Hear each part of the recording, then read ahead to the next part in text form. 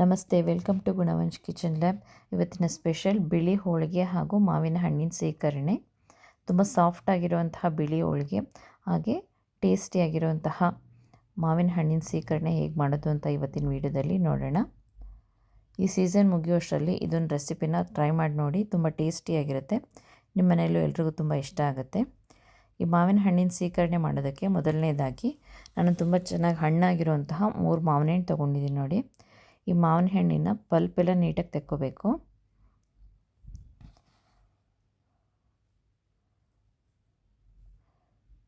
ನೋಡಿ, ಈಗ ತಿರುಡೆಲ್ಲ ತೆಗಿತಾ ಇದ್ದೀನಿ ಮಾವಿನ ಹಣ್ಣಿಂದು. ಈಗ 3 ಹಣ್ಣಿನ ತಿರುಳು ತೆಕ್ಕೊಂಡು ಇಟ್ಕೊಂಡಿದ್ದೀನಿ ನೋಡಿ.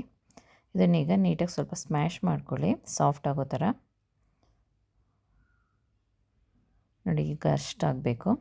ಇದಕ್ಕೀಗ ಕಟ್ ಮಾಡಿ ಇಟ್ಕೊಂಡಿರೋಂತಹ 2 ಬಾಳೆಹಣ್ಣು ಹಾಕ್ಕೋತಾ ಇದ್ದೀನಿ. ನಿಮ್ಗೆ ಇಷ್ಟ ಇಲ್ಲ ಅಂದರೆ ಬಾಳೆಹಣ್ಣು ಸ್ಕಿಪ್ ಮಾಡ್ಬೋದು. ಇದಕ್ಕೀಗ ಸ್ವಲ್ಪ ಸಕ್ಕರೆ, ಹಾಗೆ ಸ್ವಲ್ಪ ಚಿಟಿಕೆ ಉಪ್ಪು, ಹಾಗೆ ಏಲಕ್ಕಿ ಪುಡಿ ಇಷ್ಟನ್ನು ಹಾಕಿ ನೀಟಾಗಿ ಮಿಕ್ಸ್ ಮಾಡ್ತಾಯಿದ್ದೀನಿ. ಇಷ್ಟು ನೀಟಾಗಿ ಮಿಕ್ಸ್ ಮಾಡಿದ್ರೆ ಆಯಿತು. ಸಕ್ಕರೆ ಎಲ್ಲ ನೀರು ಬಿಟ್ಕೊಂಡು ಶ್ರೀಕರಣೆ ನೀಟಾಗಿ ರೆಡಿ ಆಗುತ್ತೆ. ಈಗ ಬಿಳಿ ಹೋಳಿಗೆ ಮಾಡೋದಕ್ಕೆ ಮೊದಲನೇದಾಗಿ ಒಂದು ಬೌಲ್ಗೆ ಮೈದಾ ಹಿಟ್ಟು ಹಾಕೋತಾ ಇದ್ದೀನಿ. ಅದಕ್ಕೆ ಚಿಟಿಕೆ ಉಪ್ಪು ಹಾಗೆ ಸ್ವಲ್ಪ ಎಣ್ಣೆ ಹಾಕಿ ನೀರು ಹಾಕಿ ನಾವು ಮಾಮೂಲಿ ಹೋಳಿಗೆಗೆಲ್ಲ ಹಿಟ್ಟು ಹೇಗೆ ಕಲಿಸ್ಕೋತೀವೋ ಹಾಗೆ ಕಲಿಸ್ಕೋಬೇಕು, ಸ್ವಲ್ಪ ಸಾಫ್ಟಾಗಿ. ನೋಡಿ, ಕಲಸಿ ಈಗ ಸ್ವಲ್ಪ ಎಣ್ಣೆ ಹಾಕಿ ಹಿಟ್ಟು ನೆನೆಯೋದಕ್ಕೆ ಇಡ್ತಾ ಇದ್ದೀನಿ ನೋಡಿ.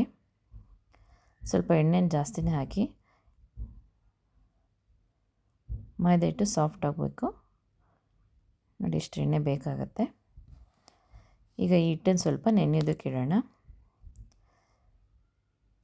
ಈ ಹಿಟ್ಟು ನೆನೆಯೋ ಅಷ್ಟರಲ್ಲಿ ಇದಕ್ಕೆ ಒಳಗಡೆ ಸ್ಟಫಿಂಗಿಗೆ ಅಕ್ಕಿ ಹಿಟ್ಟಿಂದ ಹೂರಣ ರೆಡಿ ಮಾಡ್ಕೋಬೇಕು. ಇದಕ್ಕೀಗ ಒಂದು ಬಾಣಲೆ ಬಿಸಿಗೆ ಇಟ್ಕೊಂಡು ಅದಕ್ಕೆ 2 ಲೋಟ ನೀರು ಹಾಕಿದ್ದೀನಿ. ಒಂದು ಸ್ವಲ್ಪ ಉಪ್ಪು ಹಾಗೆ ಸ್ವಲ್ಪ ಎಣ್ಣೆ ಹಾಕೋತಾ ಇದ್ದೀನಿ ನೋಡಿ. ಈಗ ಒಂದು ಚಮಚದಷ್ಟು ಅಕ್ಕಿ ಹಿಟ್ಟು ಹಾಕಿ ಅದಕ್ಕೆ ಸ್ವಲ್ಪ ನೀರು ಹಾಕಿ ನೀಟಾಗಿ ಮಿಕ್ಸ್ ಮಾಡಿಕೊಂಡು ಅದನ್ನೀಗ ಬಿಸಿಗೆ ಇಟ್ಟಿರುವಂಥ ನೀರಿಗೆ ಹಾಕಿ ಮಿಕ್ಸ್ ಮಾಡಬೇಕು. ಈಗ ಮಾಡೋದ್ರಿಂದ ಅಕ್ಕಿ ಹಿಟ್ಟಿನ ಮಿಶ್ರಣ ಗಂಟು ಬೀಳಲ್ಲ, ಸ್ಟಫಿಂಗು ಅಥವಾ ಹೂರಣ ಏನಿರುತ್ತೆ ಅದು ನೀಟಾಗಿ ಬರುತ್ತೆ ಅಂತ. ನೀಟಾಗಿ ಮಿಕ್ಸ್ ಮಾಡಿದ್ದೀನಿ ನೋಡಿ. ಇದನ್ನೀಗ ಬಿಸಿ ಆಗ್ತಾ ಇರೋ ನೀರಿಗೆ ಹಾಕಿ ಮಿಕ್ಸ್ ಮಾಡಬೇಕು. ಈಗ ನೀರು ಚೆನ್ನಾಗಿ ಕುದೀತಾ ಇದೆ ನೋಡಿ. ಈಗ ಒಂದು ಬಟ್ಲು ಅಕ್ಕಿ ಹಿಟ್ಟು ಹಾಕಿ ನೀಟಾಗಿ ಮಿಕ್ಸ್ ಮಾಡ್ಕೋಬೇಕು. ಮಿಕ್ಸ್ ಮಾಡಿ ಗಂಟಿಲ್ಲದೆ ಇರೋ ಥರ ನೀಟಾಗಿ ಮಿಕ್ಸ್ ಮಾಡ್ಕೋಬೇಕು ನೋಡಿ. ನೀಟಾಗಿ ಮಿಕ್ಸ್ ಆಗಿದೆ ನೋಡಿ. ಇದೀಗ ಸ್ವಲ್ಪ ತಣ್ಣಗಾಗೋಕ್ಕೆ ಬಿಡಿ. ತಣ್ಣಗಾದ್ಮೇಲೆ ಕೈಗೆ ಸ್ವಲ್ಪ ಎಣ್ಣೆ ಹಚ್ಕೊಂಡು ನೀಟಾಗಿ ನಾದ್ಕೊಂಡು ಚಿಕ್ಕ ಚಿಕ್ಕ ಉಂಡೆಗಳನ್ನಾಗಿ ಮಾಡಿಟ್ಕೊಳ್ಳಿ ನೋಡಿ. ಇಷ್ಟು ಸೈಜ್ ಬಾಲ್ ಥರ ಮಾಡಿಟ್ಕೋತಾ ಇದ್ದೀನಿ.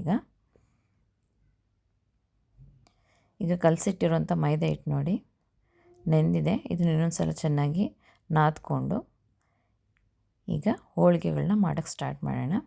ಈ ಹೋಳಿಗೆ ಶೀಟಿಗೆ ಸ್ವಲ್ಪ ಎಣ್ಣೆ ಹಾಕಿ ಈಗ ಮೈದಾ ಹಿಟ್ಟು ಸ್ವಲ್ಪ ತೆಕ್ಕೋತಾ ಇದ್ದೀನಿ ನೋಡಿ. ನಾರ್ಮಲಿ ನಾವು ಹೋಳಿಗೆ ಹೇಗೆ ಮಾಡ್ತೀವೋ ಹಾಗೆ ಮಾಡಬೇಕು.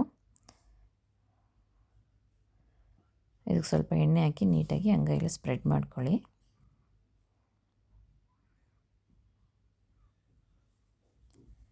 ಇದರೊಳಗೆ ಈಗ ಸ್ಟಫಿಂಗು ನಾವು ರೆಡಿ ಮಾಡಿ ಇಟ್ಕೊಂಡಿರೋಂಥ ಅಕ್ಕಿ ಹಿಟ್ಟಿನ ಉಂಡೆಗಳನ್ನ ನೋಡಿ. ಈಗ ಒಂದು ಉಂಡೆ ತೊಗೊಂಡು ಇಟ್ಕೊಂಡಿದ್ದೀನಿ. ಇದನ್ನೀಗ ಹೋಳಿಗೆ ತಟ್ಕೋಬೇಕು.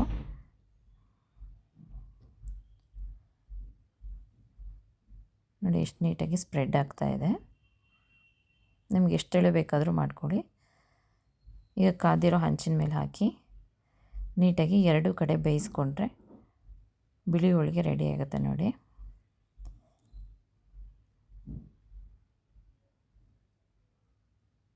ನೋಡಿ ಎಷ್ಟು ನೀಟಾಗಿ ಬಂದಿದೆ. ಬಿಸಿ ಕಡೆ ನೋಡಿ, ಈಗ ಸಕ್ಕರೆ ಎಲ್ಲ ಕರಗಿ ಪರ್ಫೆಕ್ಟಾಗಿ ರೆಡಿಯಾಗಿದೆ. ಬಿಸಿ ಬಿಸಿ ಬಿಳಿ ಹೋಳಿಗೆ ಜೊತೆ ಈ ಮಾವಿನ ಹಣ್ಣಿನ ಸೀಕರಣೆ ತಿಂತಾಯಿದ್ರೆ ಸೂಪರಾಗಿರುತ್ತೆ.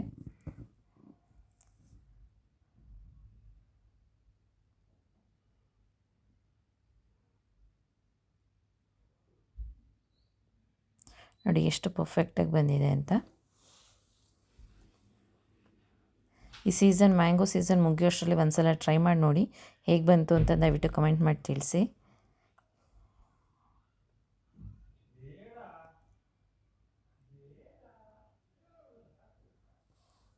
ಹಾಗಾದರೆ ಇವತ್ತಿನ ವಿಡಿಯೋ ನಿಮ್ಗೆ ಇಷ್ಟ ಆಯಿತು ಅಂದ್ಕೋತೀನಿ. Thank you for watching. ದಯವಿಟ್ಟು ನನ್ನ ಚಾನಲ್ನ ಹೀಗೆ ಸಪೋರ್ಟ್ ಮಾಡಿ, ದಯವಿಟ್ಟು ಸಬ್ಸ್ಕ್ರೈಬ್ ಮಾಡ್ಕೊಳ್ಳಿ.